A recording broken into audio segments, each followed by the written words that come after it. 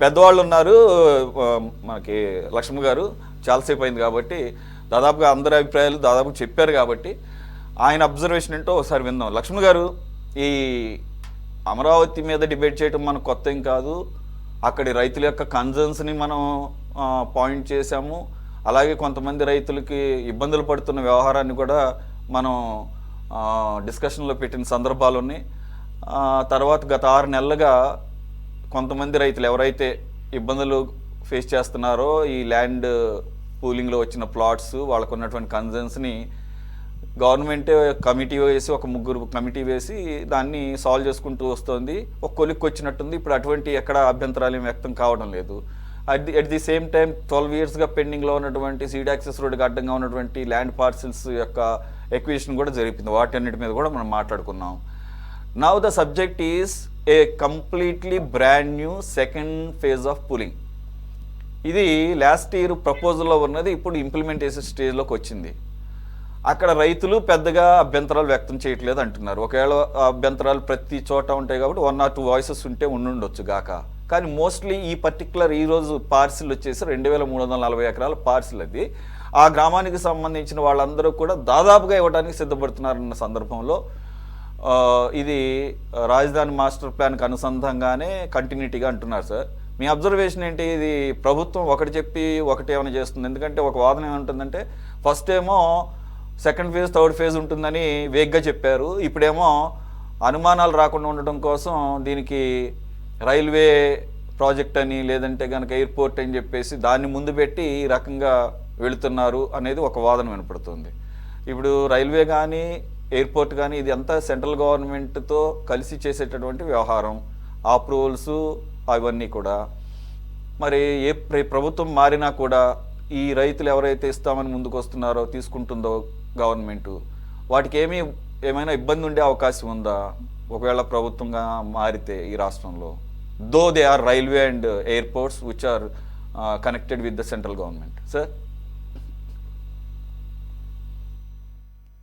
ఇప్పుడు అమరావతి రాజధానిగా పార్లమెంటు నిర్ణయం తీసుకొని గెజిట్ నోటిఫికేషన్ అయినప్పటికీ కూడా అమరావతి యొక్క పేరు అక్కడ కన్ఫర్మ్ చేశారు తప్ప అమరావతి యొక్క విస్తీర్ణాన్ని అది రాష్ట్ర ప్రభుత్వ పరిధిలోనే ఉంటుంది. సో ఇంకా చంద్రబాబు నాయుడు గారు కూడా మొన్న నేను ఒక 4 రోజుల క్రితం మాట్లాడుతూ, అమరావతి అంటే అమరావతి ఊరు ఒకటే కాదు, ఇటు గుంటూరు అటు విజయవాడ వరకు ఉంటుంది అని చెప్పాడు. అంటే విస్తరిస్తారని దాని అర్థం. విస్తరిస్తారని విస్తరించాలి, దాన్ని నగరముగా మార్చాలి అంటే ఖచ్చితంగా అది మున్సిపల్ కార్పొరేషన్గా అవతరించాలి. ఇప్పటి వరకు అది గ్రామంగానో మండలంగానో ఉండేది తప్ప మున్సిపాలిటీగా కూడా మార్చలేదు. ఎందుకంటే జనాభా తక్కువ.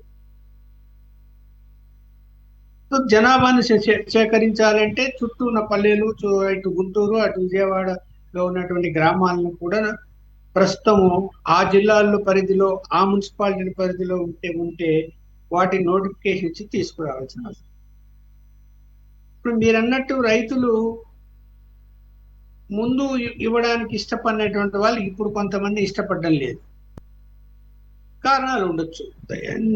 నాకున్న అబ్జర్వేషన్ ప్రకారం ఏంటంటే, ఇలా రాజకీయ కోణం పక్కన పెడతాం. రైతులు ఎవరైతే వ్యతిరేకిస్తున్నారో వాళ్ళకి వైఎస్ఆర్సీపీ సపోర్ట్ చేస్తున్నది అన్నది ఉంది. ఎందుకు సపోర్ట్ చేస్తున్నారు వాళ్ళకి? రైతులు ఏం ఆలోచిస్తున్నారు అంటే, ఈ భూములు ఇచ్చినప్పటికీ కూడా భూ సేకరణ కాకుండా భూ సమీకరణకు ఇచ్చినటువంటి వాళ్ళు మొదటిసారిగా రాష్ట్రం విడిపోయిన తర్వాత చంద్రబాబు నాయుడు గారి పరిపాలనలో వాళ్ళకి ప్లాట్లు అలాట్ చెయ్యలేదు. సో 5 సంవత్సరాలు గడిచిపోయింది. జగన్మోహన్ రెడ్డి గారు వచ్చిన తర్వాత చేశారంటే చేయలేదు. ఆయన పూర్తిగా వ్యతిరేకించారు. ఇప్పుడు ఈ ప్రభుత్వము వచ్చిన తర్వాత ప్లాట్ల రిజిస్ట్రేషను, తర్వాత వారికి మార్కింగ్ ఇవ్వడము, కొంత పని నడుస్తూ ఉన్నది. చాలా మంది రిజిస్ట్రేషన్లు అయిపోయాయి. దాంతో కొంత భూములకు రెక్కలు కూడా వచ్చాయి, అంటే రేట్లు పెరిగాయి. పెరిగినప్పుడు నీకు భూ సమీకరణలో ముందులాగా భూములు ప్రభుత్వానికి ఇస్తే అక్కడ ప్లాట్ ఇస్తారు. దాని విలువ కంటే భూమిని ఉంచుకుంటే అలాగే ఇవ్వకుండా ఇంకా దాని విలువ ఎక్కువ వస్తుంది కదా అనేది ఆలోచన కూడా వాళ్ళకు వచ్చింది. గతంలో అలా లేదు. మన భూమి ఇచ్చేస్తే ఒక ప్లాట్ ఇచ్చినా కూడా దాని విలువ ఎంతో ఉంటుంది కాబట్టి మనం బెనిఫిట్ పొందొచ్చు అనేది ఒకటి అనుకున్నారు. రాజధాని వస్తుంది కాబట్టి అక్కడ మిగతా అనేక అభివృద్ధి కార్యక్రమాలు జరుగుతాయి కాబట్టి ఇంకా విలువ పెరుగుతుందని అప్పుడు భావించారు. ఇప్పుడున్న పరిస్థితుల్లో మరి విమానాశ్రయము, అలాగే పరిధి పెంచటము, ఇవన్నీ దృష్టిలో పెట్టుకొని 1,00,000 ఎకరాల వరకు పోవాలా అనేటువంటి ఆలోచన ప్రభుత్వం ఉంది. మరి 3వ విడత ఎంతమంది సహకరిస్తున్నారు? భూ సమీకరణ విషయంలో ఏదైనా అడుగు ముందుకు వేస్తారా అంటే, ల్యాండ్ అక్విజిషన్ స్టెప్ వేస్తారా అంటే, ల్యాండ్ అక్విజిషన్ కింద అయితే కంపల్సరీగా ఇవ్వాల్సి వస్తుంది. అయితే మార్కెట్ ట్రేడ్ ప్రకారం ఇవ్వాలి. అంత ధనము ప్రభుత్వం దగ్గర ఉందా అది ప్రశ్న. లేదు. కేంద్రం సహకరిస్తుందా? కేంద్రము రాజధాని అభివృద్ధి అంటే రాజధాని యొక్క నిర్మాణ పనులకు మాత్రమే సహకరిస్తున్నది.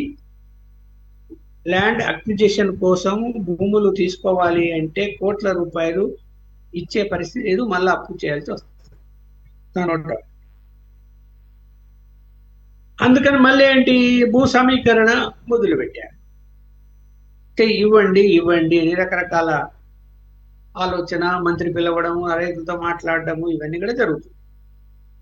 అలాగే ఇవ్వకండి అనేటువంటి ఒక సెక్షన్ ఆఫ్ పీపుల్ కూడా ప్రచారం చేస్తున్నారు, ఇవ్వద్దు అని. అది రాజకీయ కోణంలో మనం చెప్పుకోవాల్సి వస్తుంది. ఏది ఏమైనా ఇంకా టైం ఇప్పుడు చూడండి, 2.5 సంవత్సరాలు అయిపోయింది. సరే, ఆ రాజధాని పరిధిలో ఏవైతే నిర్మాణాలు జరుగుతున్నాయో అవైతే 28కి అయిపోతాయి. అక్కడ అది ఒక పట్టణంగా విస్తరిస్తుంది అని చెప్తున్నప్పటికీ కూడా మరి రైతుల విషయంలో, ఈ వ్యతిరేకించే వాళ్ళ విషయంలో ఏమి చేయగలుగుతున్నారు? ఏమి చేయలేని పరిస్థితి వస్తుంది.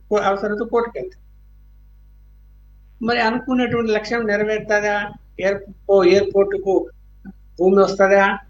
అలాగే నేను ఇందాక చెప్పే కదా, మహానగరం ఏర్పడాలంటే 10 లక్షల జనాభా పైన ఉండాలి. అంటే మున్సిపల్ కార్పొరేషన్గా లేదు, మున్సిపాలిటీగా ఉండాలి అనుకుంటే కనీసం 3 లక్షల జనాభా ఉండాలి. ఇవన్నీ తీసుకుంటారు. తీసుకున్నప్పుడు మరి 10 లక్షల జనాభా దాటి ఉండాలి అంటే ఒక పెద్ద సిటీగా దాన్ని అంటే మున్సిపల్ కార్పొరేషన్ ప్రకటించాలి అంటే మరి ఖచ్చితంగా ఇటు గుంటూరు అటు విజయవాడ విస్తరించాల్సిన అవసరమే వస్తుంది. అది నగరంగా ప్రకటించాలి అంటే మరి కార్పొరేషన్ అయితే తీరాలి కదా, మున్సిపాలిటీ అనే పదమే రావాలి. లక్ష్మణ్ గారు గతంలో కూడా మన డిబేట్ లో మీరు ఈ విషయాన్ని ప్రస్తావించారు. అప్పుడు ఉన్నటువంటి టీడీపీ ప్రతినిధి ఆయన కొన్ని లెక్కలు చెప్పారు. తాడికొండ ఒకటే ఆ మున్సిపాలిటీ కెపాసిటీ దాటిపోతుంది ఇప్పుడున్న పరిస్థితుల్లో అని, అలాగే పక్కనున్న వాటిని కలుపుకుంటే అని చెప్పేసి. ఈరోజు లేటెస్ట్గా వచ్చింది, మీరు బిగినింగ్లో కోట్ చేసినట్టున్నారు అదే విషయాన్ని. ఈరోజు ఈ ప్రపోజల్ కూడా వచ్చిందని చెప్పేసి అంటున్నారు జరిగినటువంటి క్యాబినెట్ భేటీలో. అలాగే ముందే వార్తలు కూడా వచ్చినాయి. ఈ విజయవాడని గుంటూరుని కలుపుతూ అమరావతి మెగా సిటీగా అన్నప్పుడు మీరు అన్నటువంటి ఆ క్రైటీరియా ఫుల్ఫిల్ అవటం చాలా ఈజీగానే అవుతుంది కదా. ఆ కోణంలో ఏమైనా ఆలోచిస్తుందా గవర్నమెంట్ మీరు అన్నట్టుగా?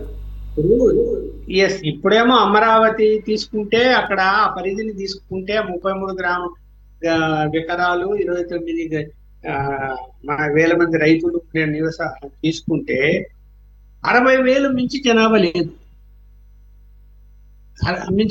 లేదు. జనాభా 10 లక్షలు దాటాలి. అందువల్ల ఇవాళ కేబినెట్ మీటింగ్ కూడా డిస్కస్ చేసి ఉండొచ్చేమో, నాకు ఇంకా సమాచారం రాలేదు. డిస్కస్ చేయాలి. ఒక పెద్ద నగరంగా చూపించాల్సిన అవసరం ఉన్నప్పుడు ఖచ్చితంగా ఇటు గుంటూరు అటు విజయవాడ ఎంటర్ కావాల్సింది. అవసరమైతే గుంటూరు విజయవాడ నగరాన్ని కూడా కలిపి అదొక జోను ఇదొక జోనుగా కూడా తీసుకోవాల్సిన పరిస్థితి కూడా రాబోయే కాలంలో వస్తుందేమో అని అయితే నేను అనుకుంటున్నాను. అంటే ఒక పెద్ద నగరంగా కనపడదు. 1,00,00,000 జనాభా ఉంటే ఇప్పుడు హైదరాబాద్ 1,00,00,000 జనాభా దాటింది కాబట్టి ఎంత పెద్ద నగరంగా మనం విస్తరించింది, అభివృద్ధి జరిగింది. అక్కడ అక్కడ నీకు ఆ ఇబ్బంది వస్తుంది.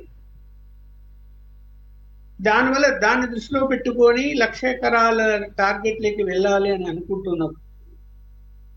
మరి సహకరించాలి కదా ప్రజలు, అంటే రైతులు ప్రత్యేకించి సహకరించాలి కదా. ఎంతవరకు సహకరిస్తారు? ఎవరికైనా ఆశ ఉంటుంది, ఆ ఆశ చంపుకోవాల్సిన అవసరం ఉండదు. మేము ఇవ్వాలి అంటే ఇస్తాము, లేదంటే ఇవ్వమంటారు. ఇవ్వమంటే ఏం చేయాలి? ల్యాండ్ ఎక్విజిషన్ చేయాలి. ల్యాండ్ ఎక్విజిషన్ చేయాలంటే కూడా supreme court order very clear గా ఉంది. As and today market rate ఏముంటే అదే ఇవ్వాలి, అదే ఇవ్వాలి. సో అంత ఇచ్చే పరిస్థితి ఎక్కడి నుంచి వస్తుంది? కేంద్రం ఏ మేరకు సహకరిస్తుంది? ఇప్పుడు సమస్య ఏంటి?